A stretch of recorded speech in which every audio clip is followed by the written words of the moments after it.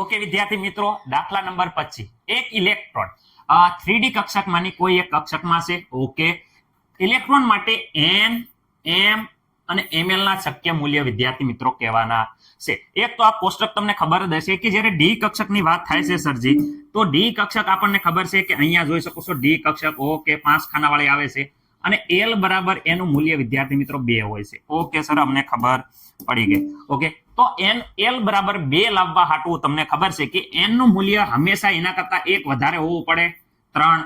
તો આપણને l નું મૂલ્યનું ખબર જ છે. l નું મૂલ્ય, તો l નું મૂલ્ય વિદ્યાર્થી મિત્રો જ્યારે જોઈ શકો છો કે અહીંયા 3 હોય ત્યારે વિદ્યાર્થી મિત્રો l ના મૂલ્ય કેટલા મળે? તો વિદ્યાર્થી મિત્રો એક તો 0 મળે, 1 મળે અને 2 મળે.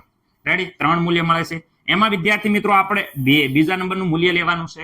ઓકે, કારણ કે બીજા નંબરનું મૂલ્ય l બરાબર 2 લેશો તો જ વિદ્યાર્થી મિત્રો અહીંયા ડી કક્ષક આવે છે. રેડી વિદ્યાર્થી મિત્રો, અને આપણને ખબર છે હું કે અહીંયા જો વિદ્યાર્થી મિત્રો ખાસ યાદ રાખજો કે ml ના મૂલ્ય, તો ml ના મૂલ્ય કેટલા છે? તો વિદ્યાર્થી મિત્રો આપણને ખબર છે -l થી 0 અને +l સુધી. ઓકે સર, ચલો હેઠે આપણે જોઈએ. જ્યારે વિદ્યાર્થી મિત્રો હું જ્યારે n બરાબર 3 લઉં તો l બરાબર કેટલા?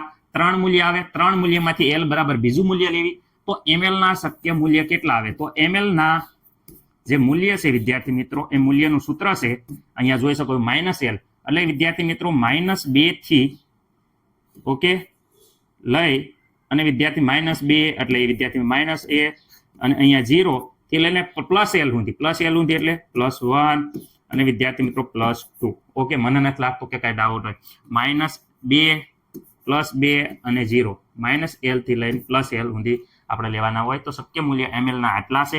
આમાંથી કોઈ એક હોઈ શકે. ઓકે, હું કહું છું આમાંથી કોઈ એક હોઈ શકે.